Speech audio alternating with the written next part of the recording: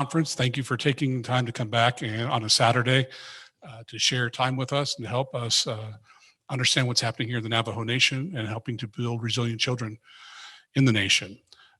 Today, right now, what we're talking about on this plenary is adverse childhood experiences and trauma-informed care. We find these are fundamental to understanding what children are going through, both their context and where we want to move forward to have them be independent and regain, if not already, or maintain, if the case may be, their human dignity and their motivations to be successful and thriving individuals on their own. I'd like to introduce our two panelists. I won't read their bios because you've seen them before, but Dr. Brenda Navarrete is on my far right, and Dr. Sandra Morgan is on my close right. She's my boss, so I got to watch out here. The important thing today is we want to go first, and I want to ask the question, because I want to start from micro to macro if I can. Dr. Brenda, I know we've had a couple of sessions already about adverse childhood experiences, but could you share with us what those are again, just for our audience who may be tuning in for the first time? Or you want to do it, Sam? Wow, okay, so again, I'm not the boss of me, apparently.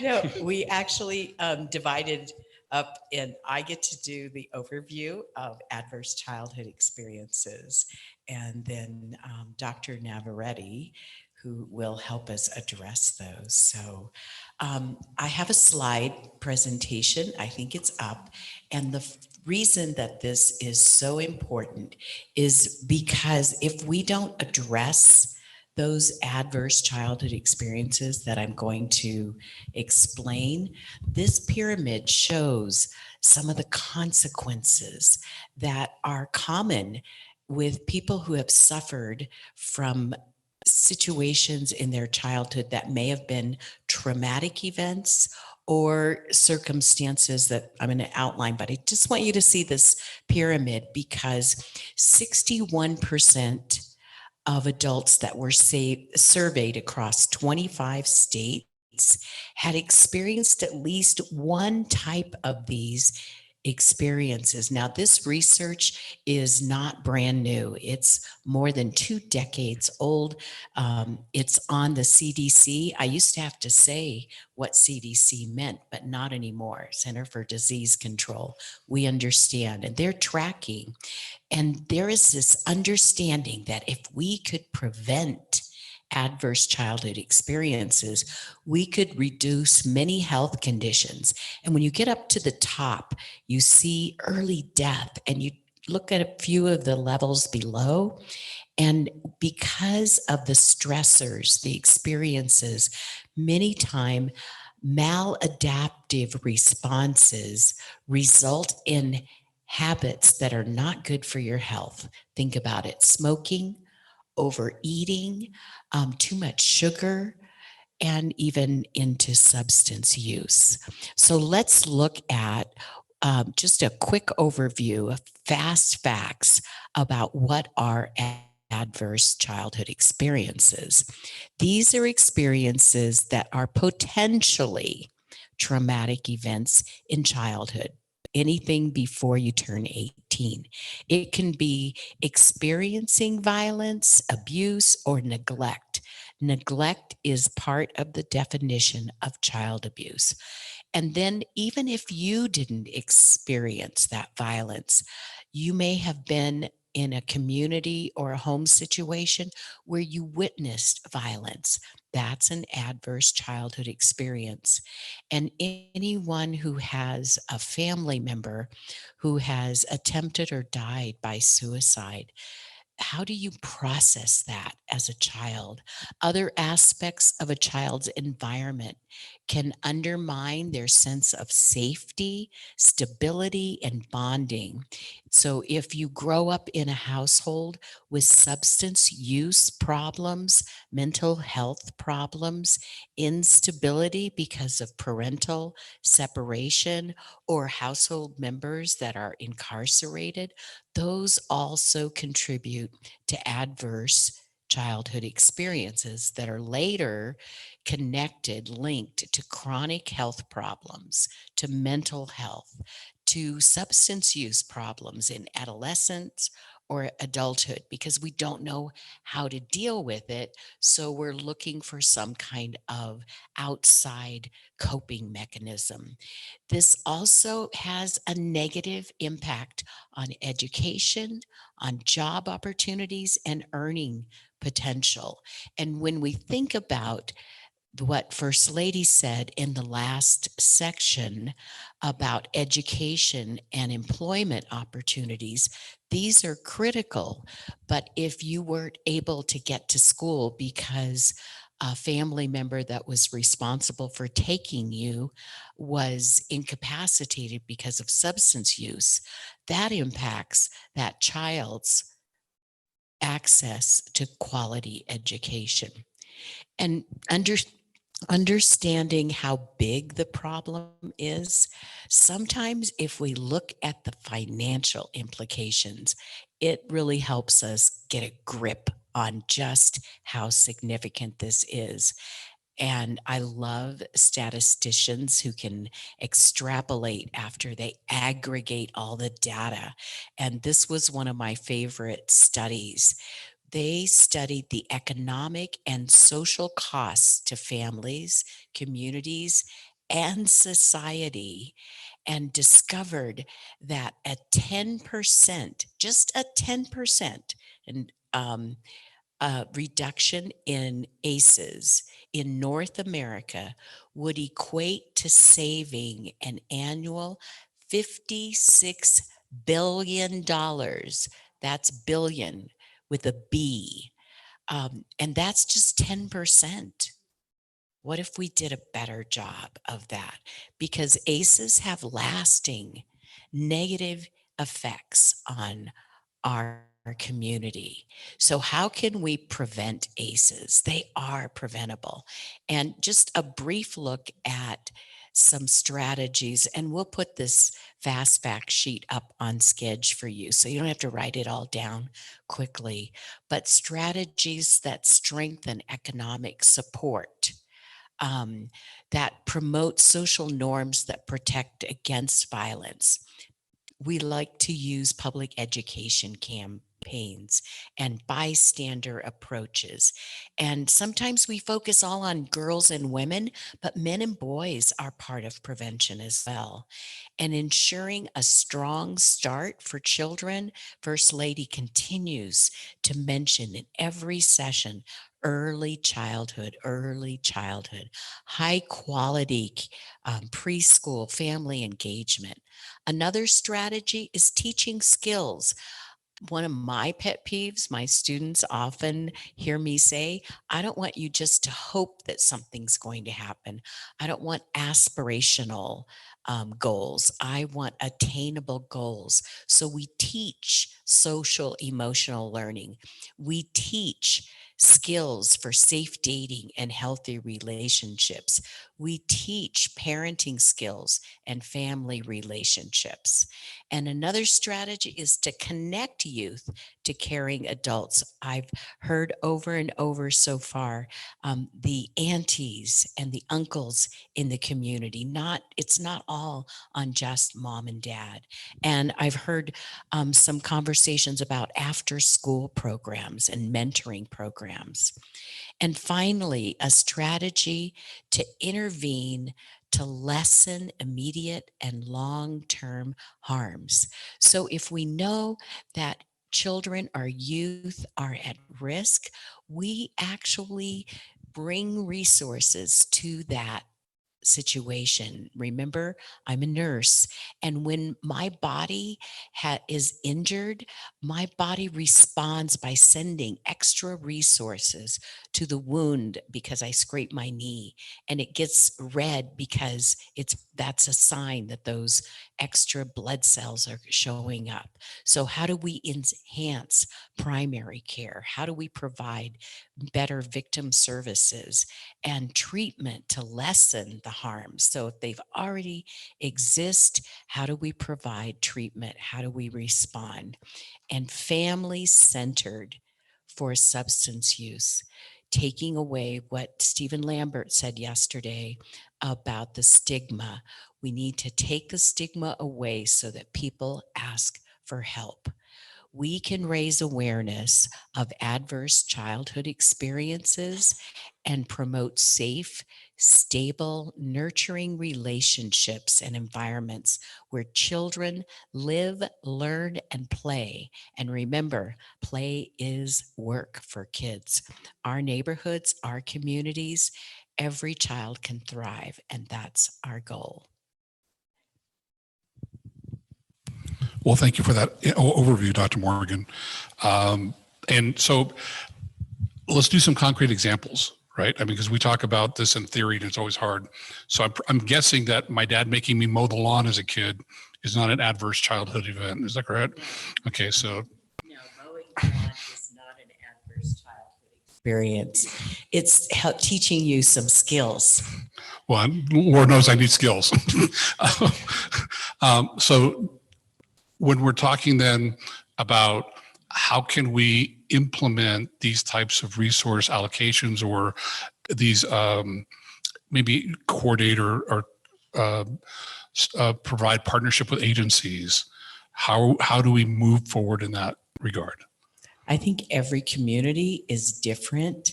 And when I think about what it looks like in the Navajo Nation, I've been spending time learning about the education system here. I've been learning about childcare options, and I believe that the Dene Action Plan really brings more resources to the under-resourced. And I think that is a strategy here that is going to be effective in reducing adverse childhood experiences. But it kind of starts with understanding the why, studying the issue, knowing that adverse childhood experiences exist. It's really a thing. Thank you. Dr. Navarrete, we've talked about a umbrella overview basically of ACEs. Can you give us more particular information or some more additional information to help us understand it better?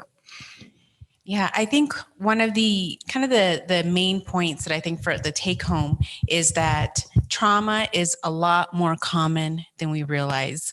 I think what that information gave us, the data gave us, is the understanding that before we used to think that it was very rare. Things like child sexual abuse was fairly rare. And I think after this big study was done, we realized it is a lot more common than we originally thought. And it has impact not only on the psychological well-being, but also on health implications later in life. Things like heart disease and diabetes, things that we might not necessarily have connected with childhood abuse or adverse childhood experiences. And I appreciate that because, I mean, I was jesting earlier about having to mow the lawn and all, but I mean, I think in all of our lives, we can think of moments in our family that were to some degree, adverse experiences, the things that, whether you lost a grandparent or whether, or you see your parents fighting a lot, or you fight with your own siblings, that's enough by itself, or even having the peer issues that you have to go through. So as we're looking at that and as we accept the fact that adverse childhood experiences are really more universal than we would originally suspect, they aren't the exception, they're more the rule in some way. How do we build a child a level of resilience or a level of protection from those experiences so they don't carry them with them the rest of their life? They don't result in those health problems, those emotional issues, those psychological challenges, that they can instead thrive and acknowledge that they occurred without having those issues drag them down and provide additional challenges that I'm sure we all have in our lives.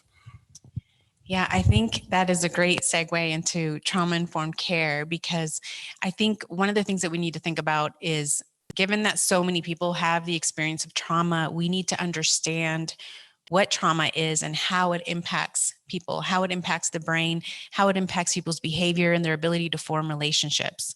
So that's why I love talking about trauma-informed care so much, because it's such a great foundation for us to be able to understand each other, to be able to understand people's reactions, things like anger, things like reactivity, things like a lack of like laziness or being manipulative, things like that.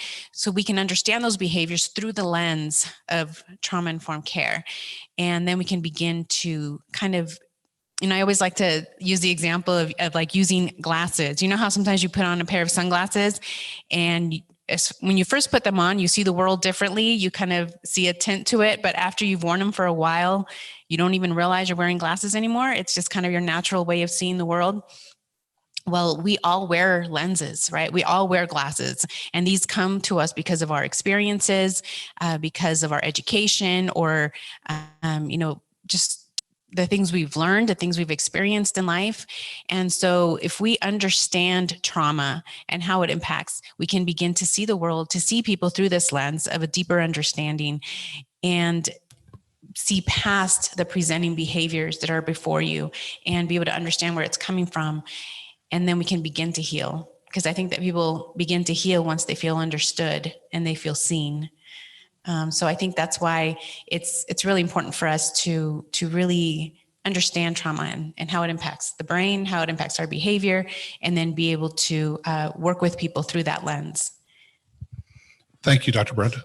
I like that analogy when you're saying we put on the sunglasses and you get used to it. I think we all get in patterns of behavior that we started as children. And some of them could be construed as like almost ruts, where we just go over the same issues over and over again. And we respond the same way over and over again without even recognizing that we are responding in either an inappropriate or overly aggressive or a way that's really not conducive or positive to ourselves or the people around us. And, we all know of people we think of as toxic or people that undermine. And I think half the time those folks don't even know they're doing it. I think it's just it's a coping mechanism they've come with that keeps them distanced from the issue, both within their hearts and their souls, but also dealing with other folks so they can almost like keeping people away so they can't be hurt anymore. Do you have some strategies we can, use? Well, that's what I'm getting to. I'm trying to be a facilitator, Dr. Morgan. Okay, so why don't we start? Hold on for a second. Never work for your boss and be a facilitator. That's how it works, okay? With that in mind, Dr. Brenda. All right. So I think we can start by talking about some of the guiding principles of trauma-informed care. So I do have a definition of trauma. I guess we can start there because I know it's a term that's kind of been thrown around a lot, right? It's one of those terms that we can say things like, oh, that was so traumatizing. I had to clean my room or I had to mow the lawn for my neighbor, for my grandmother. So what really is trauma? So trauma results from an event, series of events, or set of circumstances that is experienced by an individual as physically or emotionally harmful or threatening, and that has lasting adverse effects on the individual's functioning and physical, social, emotional, or spiritual well-being. So traumatic events are things like car accidents, a rape. It can also be a sudden or unexpected loss. And these events in your life undermine your sense of safety, your sense of security, your feelings of helplessness, powerlessness. So that's what trauma is. So unfortunately, I don't think Derek's definition or experience of mowing the lawn might fit into that. I don't know. How about having to clean your room? Was that probably doesn't level up either. Well, that's a great definition, and that really helps contextualize what we're talking about. But we always talk about knowing what trauma is, but trauma-informed is the next step afterwards. Is that correct? Yes. So trauma-informed care is a strength-based delivery, it's service delivery approach that is grounded in an understanding of and a responsiveness to the impact of trauma.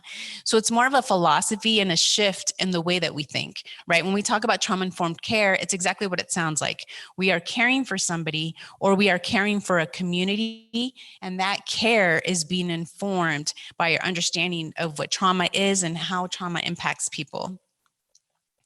So basically it's instead of asking the question, what is wrong with her or what is wrong with him? We move to asking the question, what happened to them in their life and what can we do to help? Right? So this is our shift in thinking. So there are 6 grounding principles of trauma-informed care. And the first one is promoting safety. And I think this is the most important, right? This is kind of the foundation and the key.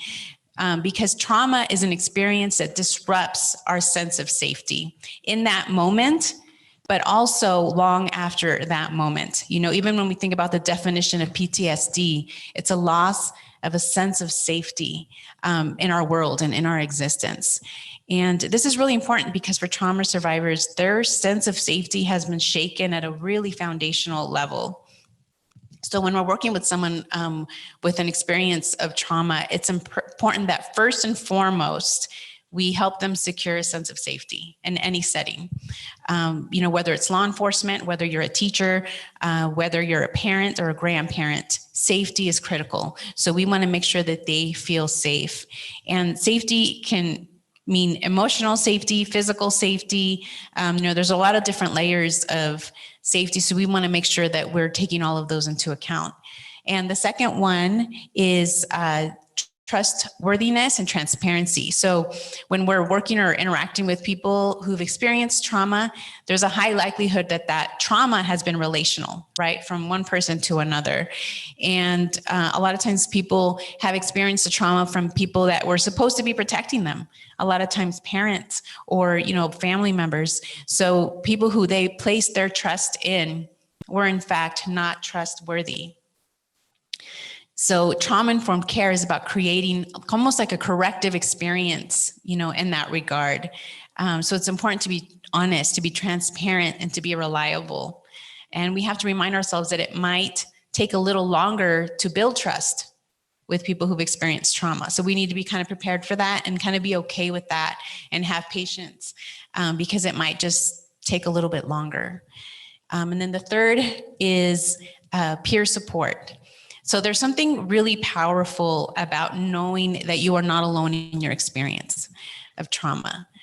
So receiving from peers, but also providing support to other peers can be really empowering. And like I said earlier, I think when people heal when they begin to feel understood and heard, right? And we build support when we create environments, even at work or in any setting, where we facilitate activities and give opportunities for people to show support to one another. And we make it okay for them to express their feelings, and we celebrate successes, and we foster a sense of community. You know, one of the women that I worked with on our home for trafficked women, I asked her, what has been the most powerful part of this program for you? If you could take one thing. And she said, it was meeting with my peers, and it was hearing their stories and knowing that I wasn't alone, and supporting each other. And she said that was the most powerful thing. And I thought, goodness, after, you know, all the parts of our program, but it's that peer support is so important. It's so powerful. And I think it's important too, from my law enforcement perspective, when we were, back in the, dinosaur days when I was being trained in law enforcement, the focus was, you go in there and you get a bad person, you snag them and you put them in jail and hold them accountable. And that's what your job is. Almost like a knight in shining armor, right? You can rescue everybody.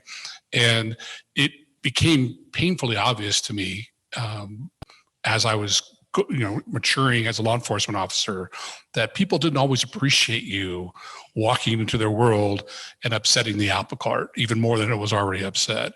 So going in and like taking someone who was a primary aggressor in a domestic violence incident, I thought I was doing a good deed. Yet the wife or the husband, depending on the situation, would be upset with me and angry with me. I need backup to make sure I was safe. I mean, I didn't really process it. And it wasn't until I became involved with human trafficking and understanding what victim, centered trauma-informed really meant, to begin to finally go, aha, all that time I thought I was being a great guy. Really, I was just adding to that trauma, adding to those adverse experiences, and not really helping in the sense that I thought I should be helping.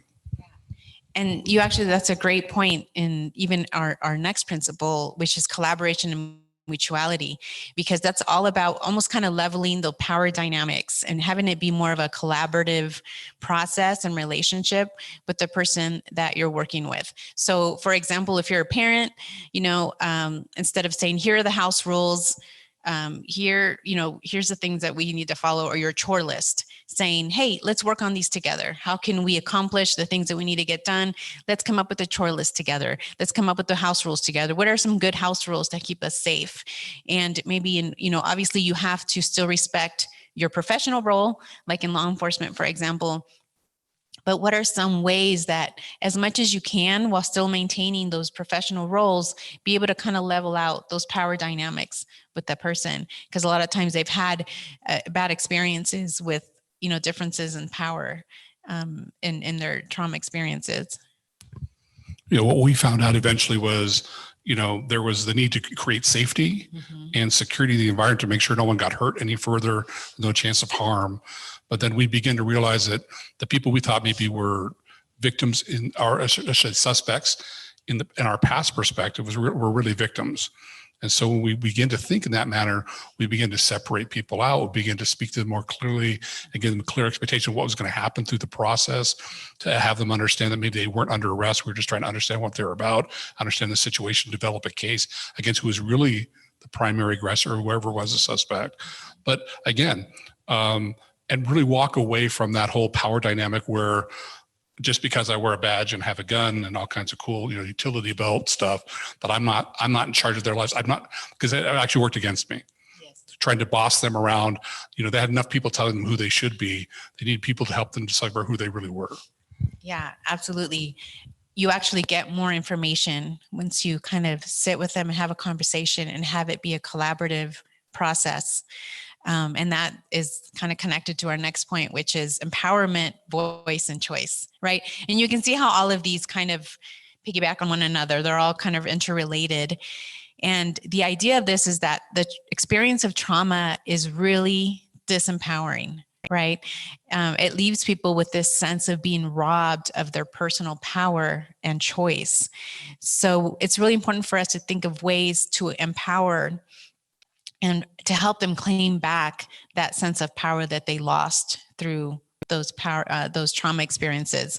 So in other words, because the experience of trauma does not involve choice, recovery from trauma must involve choice. And sometimes involving choice, even by really simple ways, this can be something so simple. Like I was, part of a law enforcement, operation recently. And one of the things that we did is just when there was a woman that came into the room who was being trafficked, we just said things like, is the temperature in here okay? Would you like to change the thermostat? Would you like water? Would you like cold water, room temperature water? Even those simple ways. Where would you like to sit? Do you feel more comfortable on the couch or in the chair at the desk? Where would you like to be interviewed? And so you're allowing them, even in the small ways, to have some sense of choice and control and power, even though the setting that we were in, it can be very disempowering. Trying to find small ways where they still have choice and power is really important. Yeah, I agree. One of the first trafficking investigations we did was at a residential brothel. And though the women weren't children, they had been literally sold into slavery by an uncle and a gambling debt in an Asian culture. And so they were there not willingly, but because they were basically working off someone else's debt. They weren't making money off of being a prostitute, anything like that. So when we initially tried to speak with her, I should say them, they were from the same village, and we put them in the normal, interview room, and the guys with the guns on one side and this gal, it wasn't working. She was very adverse, and she wasn't helping a bit. But then we took her out, and I actually took her in my office. I was the commander at that point. And so for whatever reasons, my office chair was bigger than the chairs that were on the opposite side. I put her in my chair, and we fed her and gave her some water, let her take a break or whatever. All of a sudden, you could see her kind of like sitting up more straight, looking us more in the eye, because now she felt she was in that power position. She was in charge. And the chairs they gave me in my office at that time made you shrink. So no matter how big you thought you were, you got there and you're like 4 inches shorter. So actually, she was taller than us too. So even the height issue, the proxemics, and then all of a sudden she was more, then she stopped, dancing around the issues, and it helped us be a little bit more forward about what's going on. But it was a big lesson for me. It was almost epiphany to that you really need to treat people with that dignity, and they're a partner in their own care. It's not that you're imposing what you think they should have. You're trying to develop what's best for them so they can move forward at their own pace. Yeah, absolutely. And I think that's something that initially, sometimes I think a lot of people don't understand, that you actually make more progress and you're more effective and more efficient when you allow them to have those roles, to be a slightly, a little more empowered and have more choice and have more voice and maybe sit in a higher chair. You actually you're more efficient. You're able to do your job better. And a lot of people don't understand that. I think, they think, well, I'm the boss here, or I'm the one that needs to kind of run the show. But you actually are more effective and more efficient in your work when you allow them to have those things. So, and then the last concept, the sixth principle is a cultural competency. So respecting and acknowledging differences related to culture, related to history, related to gender or race, sexuality, and all those socially ascribed identities. It's about celebrating diversity and acknowledging that when we're working with trauma, we may be working with collective trauma or historical trauma. And so it's important to acknowledge that culture is important. And so we need to be informed and, study the issues, as Dr. Morgan always says, and consider that in the way that we approach clients or, people that we're working with. Yeah, especially in Westminster, California, where I came from as law enforcement, a large percentage of our population was Asian, predominantly Vietnamese. And so understanding their perspective on law enforcement and understanding where they were coming from in their history, which we had plenty of training on, our department was relatively enlightened that way, helped us tremendously in establishing more positive relationships and moving forward with that community. Because again, while you're dealing with individuals, you have a whole community you're working with as well. Yeah. And I'm thinking, you've talked about all these different issues, are these different ways that we can provide trauma-informed care. But is it really the responsibility, let's say, of me, doing an interview with one person, or yourself providing, care? I think that's one element of it. But is there a grander way that we can provide that care other than just, bit by bit? Is there a community response that works as well as individual response? My personal perspective and my viewpoint is that trauma-informed care should be present at really every level. I think there's a movement towards building trauma-informed churches, building trauma-informed schools. And, that was one of our workshops. And I feel like it's more of a shift of understanding the world, that when we see these behaviors, these problematic behaviors, that we see them through that lens. And it's more of a, just a shift of thinking and a way of seeing the world where, we're wanting to know people's stories. We're wanting to listen. I think that that's what's so critical and important. And, as far as cultural diversity or, being culturally competent. But such a big part of trauma-informed care for me is the fact that you need to listen and you need to know the story and you need to see beyond kind of just what you're seeing right in front of you. Because I think so many times we see behaviors that will anger us. Right? We see people who are being difficult to work with, who are being manipulative, who are being resistant. But my experience is that if we sit and listen, I think that all of these behaviors have a reason. Everything leads there, all of the problematic behaviors, there's something that brought them to that place. And 9 out of 10 times, the stories of what brought them there won't make you angry. It'll break your heart. And so kind of having that perspective, and it's okay to, of course, it's normal to get angry sometimes, and it's normal to not react the right way every single time, but it's important to recognize that there's probably a story behind that. And so we need to kind of take that into consideration in the way that we interact with people. Thank you. I agree. I think that when we train people to interview potential victims, survivors of trafficking, we don't have them go through like a checklist of questions. We actually ask them to tell their story in their own way. in their own narrative. And then from that point, if we need greater detail, obviously we'll dive into that. But having, again, another sense of empowerment. You tell your story your way, not the way I think you should tell it, not in the order you should tell it, anything like that. I remember yesterday, we mentioned that the Navajo people have their own narrative, and the tribes have their own narrative. And sometimes we have a tendency, or I say we in the sense of the Western culture, has a tendency to impose our own narrative, saying that your narrative is nice, but this is the way it really should be. And it's almost like a forced assimilation as opposed to a mutual, appreciation of each other. I know, Dr. Morgan, when you were the task force administrator, when I actually got to be a boss for a change, which was very exciting for me. But she was great at bringing different stakeholders together and recognizing the need for us all to have our agendas met, but in a transparent and collaborative way with our victims and with other agencies. Can you share a little bit about that? I think the key to having a collaborative response to victims in a trauma-informed environment is listening to the goals of all the people around the table. Because when I bring Dr. Brenda here, I want her to focus on, and this is not the right attitude, but in the beginning, I just wanted her to fix them so they would be more pliable. We could take care of everything and they would go on and live happily ever after. But it became very clear that we needed a lot of different kinds of services. There wasn't a one size fits all, and it was going to take a long time.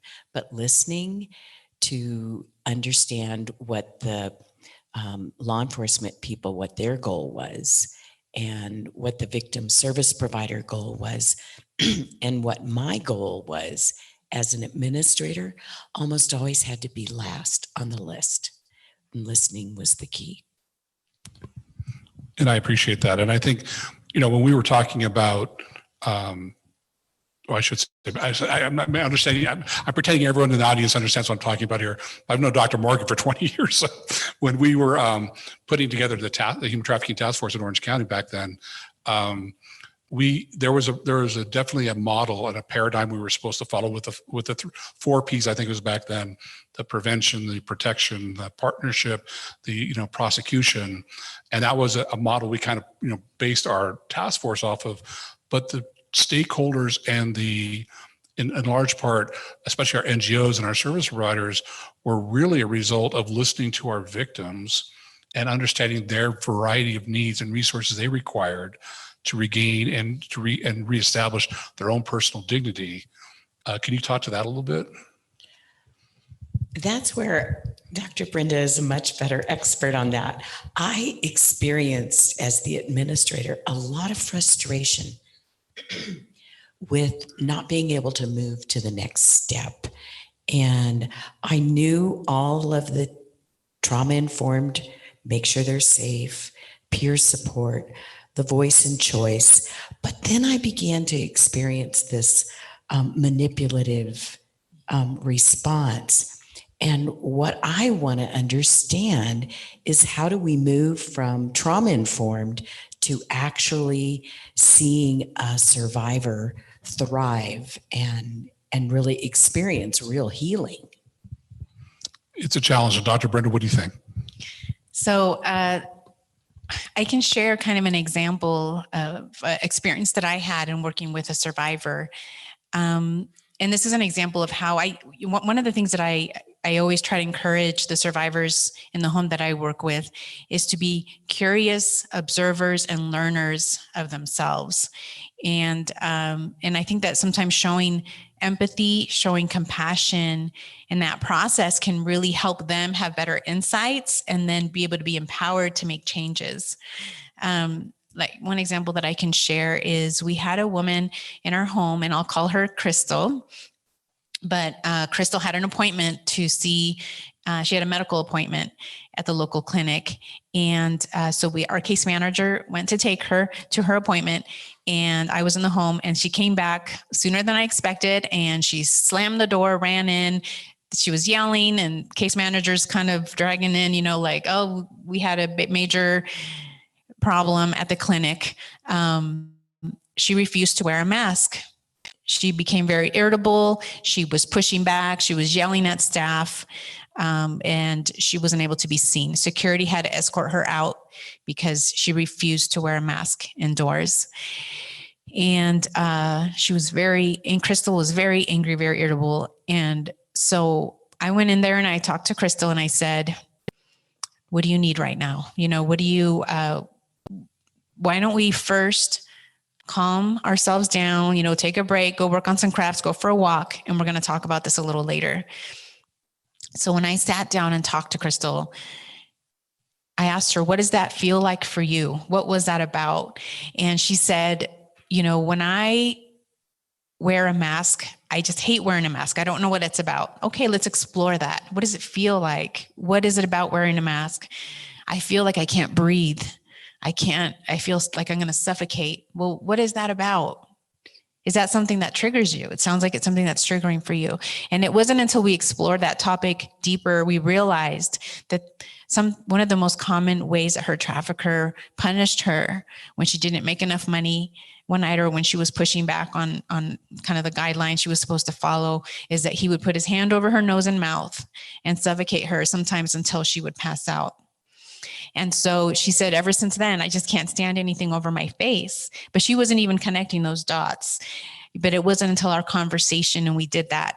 And so I said, okay, that makes sense. You were surviving. You learned how to survive in that difficult environment. Anyone who had gone through that would probably feel the same way, right? And so what can we do? Because I want you to get your healthcare addressed. How can I facilitate that? Maybe we can find ways for you to meet their requirements, but also meet your need for safety. So let's work together and figure that out. So we talked about different ways that we could have a mask half on, and we laughed and we joked and we found silly ways to address it. But finally, we came up with a solution. So she was going to hold up her mask, but hold it the whole time with her hand. And we were going to do some grounding exercises and some relaxation before she walked into the clinic. But when she felt in control, when she was holding her mask over her mouth, she was able to get through it. So, it wasn't perfect. It was still hard for her, but she walked into the clinic. She held her own mask. And because she felt in control of that and let herself breathe once in a while and put it back, she got through it. And then it wasn't until like a couple of weeks later, she went to her support group and she shared her story with her peers. And the peers then provided support. At the time of her event with the mask issue, everybody was like, what is wrong with you? Why are you being so difficult? Why are you being so non-cooperative? It's not a big deal. But once she shared the real story, which she hadn't even realized herself, but once she realized what was going on with her, the others started opening up and saying, this is why I won't go out on the porch to smoke. I had a trafficker push me over the porch one time and almost, threatened to throw me over. And so now I'm afraid of heights. So I get in trouble because I won't smoke on the porch. And I get in trouble because of this. And they realize that a lot of times these problematic behaviors somehow were connected to some former experience of trauma.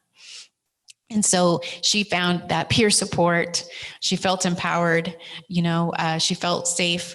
And I think it was a powerful experience for the other people in the group too, to realize that, hey, I'm not alone and I can support her now, and that's empowering, and I can get support. And then also think about ways that I can address my needs for safety, but still be able to follow rules.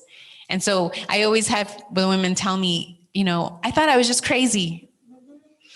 And then you realize, no, you're not crazy. You were adapting. And you had learned a way to survive your difficult circumstances. But now, and that's a strength, and you are a warrior. Now let's find how we can apply that same strength and that same adaptability to our new realities so that you can be successful. That's a great example. And it really shows how much time and effort it takes to walk through, and how you can't take someone's behavior at face value all the time. That there's usually, especially if it doesn't seem to be either socially acceptable or seems counterproductive, things that even they need, they know they need, but they're still behaving in that manner. And to walk them through those issues and connect those dots, I think is great. I do have a question, Doug, because I'm back into human trafficking. That's a lot of my experience, and I'm not trained in social work at all, so I'm not pretending to be. But over and over again. And this is, I think it's more than just with human trafficking, but with any kind of victimization, any kind of trauma, an adverse, child experience or any adverse experience, PTSD, whatever, that we give this great help. We provide all these great resources, and yet people don't always accept them, that they're not, why is that? Why is that happening? I think that a lot of times people they fall into this process of feeling like they are crazy, like they are, they're kind of judged for their behavior. And then they just kind of fall into this pattern deeper and deeper and deeper without really getting the resources and the help that they need. And that has been their reality. So we're seeing this image of the brain. So I might as well share on my thoughts on that, because I think that this is something that I think when we understand what trauma does to the brain, it really helps us also move forward for the survivors of trauma, as well as for us as outsiders, or for other people as outsiders, as treatment providers, because it helps us develop more empathy and kind of understand that process. So I know that, I won't go into too much detail, but according to some of the neuroimaging, the main areas of the brain that are impacted by psychological trauma are the amygdala, the hippocampus, and the prefrontal cortex. So this is a simplified image of the brain that you're seeing on the slideshow. And you can see the brainstem at the very bottom, leading up to the hippocampus, the amygdala. And then at the very upper front portion of the brain, you see the prefrontal cortex. And the brain develops kind of on the, like from the back to front, right? With more complex functions happening towards the top of the brain and in that prefrontal cortex. And so that means that like that prefrontal cortex doesn't actually finish developing until about the age of 25. So it takes a really long time. And you can probably see that in people, if you had kids, like usually around the age 25, you're like, yeah, I can see how maybe it wasn't all there to begin with, but that had to do with our decision making, forming relationships, and all of that. Understanding the consequences of our actions, being able to make better decisions or monitor our social behavior, things like that. But when somebody experiences trauma, especially repeated trauma from a young age, this prefrontal portion of the brain is altered. So it basically shuts down and the fear centers of the brain. So that amygdala and the hippocampus are activated and actually take over. So we can go over to the next slide. And this is when we see what we refer to as the fight, flight, or freeze response, or what some people call the stress response. And this is an automatic physiological reaction to an event that's perceived as threatening. And it can create these physiological changes, things like your heart starts beating fast, you start getting sweaty, your pupils dilate to let in more air, more light. And your body like increases its clotting factors so that you bleed less. So it prepares your body for injury. And it really is amazing how all of this stuff happens automatically without you even thinking about it, right? It's just the way that we're made. And you even have like more blood flow to your major muscles. So that's why like when you get nervous, your hands might get cold, because all your blood is going kind of to those major muscles to help you flee in a dangerous situation. And this like fight or flight even reduces your perception of pain temporarily. So it's pretty amazing, right? When you think about this system, and you may have experienced this feeling when, you've almost gotten into a car accident, or when you have gotten into a car accident. Have you ever felt like you had an injury, but in the moment you almost didn't feel it? You'll hear all the time about how people will get up and walk away, even though they've been injured. And that's because the system has kicked in. So one simple way that I like to think about these two kind of ways of these two states of mind is the learning brain mode, when that prefrontal cortex is engaged, and the survival brain mode, when those fear centers of the brain are activated and engaged. So when people are in that learning brain mode, they can feel calm, they can make decisions, they can problem solve. When they're in that survival brain mode, they're hypervigilant, they're reactive, they're always surveying their environment for threat. That's why they're kind of anxious, and they may have a hard time with concentration as well. And so one thing that's important to keep in mind is that these two cannot work at the same time. When you are in learning brain mode, right? That means you're calm. When you are overactivated and these fear centers of the brain are activated, you cannot concentrate. You cannot focus. And that's why we see children in school unable to learn, right? Because those fear centers of the brain are constantly being activated. And so they're not able to focus to learn. And one of the things that's important for us to understand, and why it's important to, why it's applicable, is that when we are working with people and we want them to problem solve, we want them to answer our questions, we want them to cooperate, but they are in this fight or flight response. They're not able to do that. And so we need to first engage that prefrontal cortex. And the only way for us to do that is to help them calm down, to help them be able to take some deep breaths, to not be in that fear state, so that they can actually have a conversation and they can problem solve. So what I hear you saying is, I grew up being told that, you control, you got to be in control, and you've got to, not relinquish control. And that's my problem, really.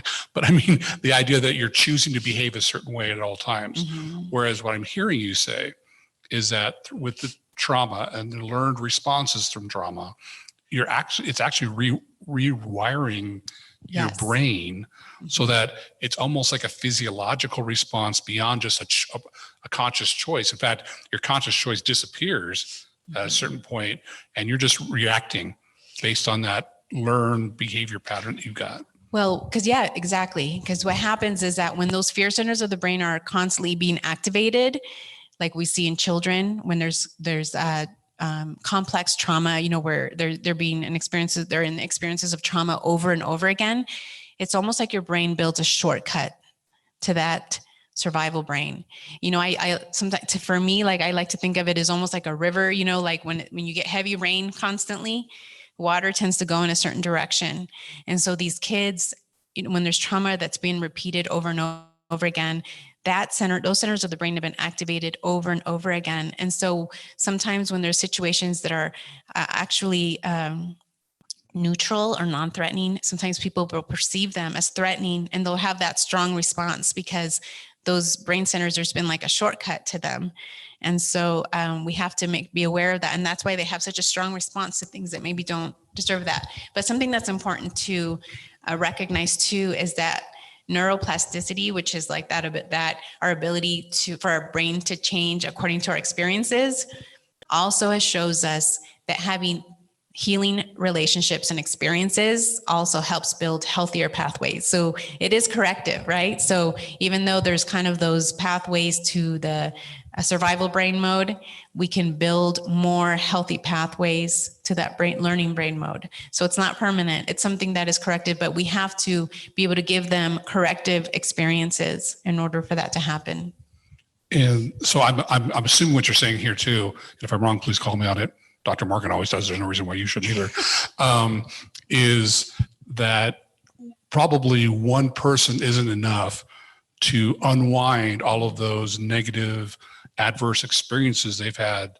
That in a sense, you almost need a community, to our community of resources, if nothing else, to help them have more consistent, long-term positive experiences to help offset and rewire their brain back to a more positive, open, less reactive kind of perspective. Yeah, Does that sound right? I think the more the better, right? I mean, I think a lot of the research on resilience shows that having at least one adult, having at least one person is so critical. But having, the more the better. And that's why I talk about those circles of support, because the more layers that you have, the more experiences that you have, the more corrective the experience. And then I see this last slide being put up. So I'm going to explain it really quickly. But, I talked earlier about having these trauma glasses on, and what that means is being able to look at the world through a lens of understanding of what trauma does and how it impacts people, so that we understand people's reactions and understand that sometimes these reactions are actually adaptive experiences to the traumatic events in their lives. So if we see attention-seeking behaviors, it might be that people are actually feeling disconnected, alone, unheard by others, or looking for connection. If someone is being disrespectful, maybe they're feeling threatened, unsafe, or out of control. If somebody's acting manipulative. Maybe they're getting their needs met in ways they have worked in the past, doing whatever is necessary to survive. It was interesting because, like, for example, with this one, we had a woman in the home, and I had staff, or, you know, one of the volunteers say to me, they're so manipulative. She could have just asked nicely and I would have done it for her. And I thought, she's coming out of an environment where if she asked nicely, there was no way she was going to get what she needed. She needed to find ways to get it through other means. And some of those are manipulative, right? So, or what we would call manipulative. And so I think it's important to understand some of those things within that context. So, and there's resistant and destructive, right? The resistant might be that they're mistrusting others due to a history of being hurt by others, etc. And these slides are on the sketch. So you can take a closer look at that. But it's important to, again, this is kind of looking at things through with our trauma glasses off and with our trauma glasses on. Can I ask a question of Dr. Navarrete? So I'm not really the facilitator, is what you're saying. Oh, I have this burning question. It's okay. It's okay. You're the boss. You do what you got to do. So, I'm here for support you. You brought up my role as the task force administrator, and I have all these people around the table, and I have a survivor. And, you know, I'm thinking back to that. And I know that the survivor is manipulating, pulling all their strings, pushing their buttons. But as the leader of that meeting, I don't know how to roll that back and protect the survivor from their own adaptive behavior. And so what would you advise a leader that has to make sure they maintain that safety, emotional and otherwise? You know, something that I try to do. Asking for a friend. Something that I try to do with the women in our home that I feel kind of breaks some of this down really is to empower them with self-insight and knowledge. You know, I think having those conversations of, you know, I teach this to the women in the home and help them realize this in themselves, and then say, I want you to be able to get your message across. I want you to be successful in being able to have your voice be heard and accomplish your goals. So how can we do that in a more productive or you know, in a way that you might be heard best? And being able to work on developing insight for them and then giving them that place of voice. I think it's providing them with that safety that they will be heard, even if they don't need to be. It's not only through manipulation that they will get that, or through these kind of roundabout ways, but that they feel empowered enough that their voice will be heard, even if they don't do that. So exposing them to this process and what might be happening with them, and then giving them that place and making sure that there's a structure set up where they are able to give their voice and give their perspective, and you know, having them feel empowered, not only through the means that they've learned through their experiences. Thank you. We are closing in on the end of our time. So I want each of you to give your last thoughts. But before I do, I just want to remind our listening / viewing audience that we're going, after this at 11:50, we have a 1.5 hour break for lunch. And then we'll be back and we'll actually be having individual breakout sessions. So make sure you look at Sketch to determine what's going to be best for you and most enlightening for you. And don't worry if there are a couple at the same time that you want, or you want to watch all of them. We hope you do. We are recording those. So you will have access to those once the conference has passed by. But real quickly, let's start with you, Dr. Brenda. We've learned a lot. We've talked about ACEs, and we've talked about trauma-informed, what it means, and trauma-informed care. What would you like to leave our audience with? I think a challenge for all of us is that next time we see difficult behavior, that we think about some of these principles, that we think about what might be going on for them in their minds and in their bodies, you know, with kind of what we heard about, and that we strive to see beyond the behaviors and look at things through a more trauma-informed lens. So take off those bad sunglasses and put on the good glasses with trauma-informed. That's good to know.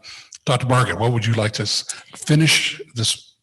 My last comment Yes. is I I need to be reminded as a leader working in so many different collectives and collaboratives, cross culturally and cross professional, that those behaviors of adapting are actually strengths, and strengths based leadership and contributing to their healing, recognizing that and valuing that is going to be my biggest takeaway.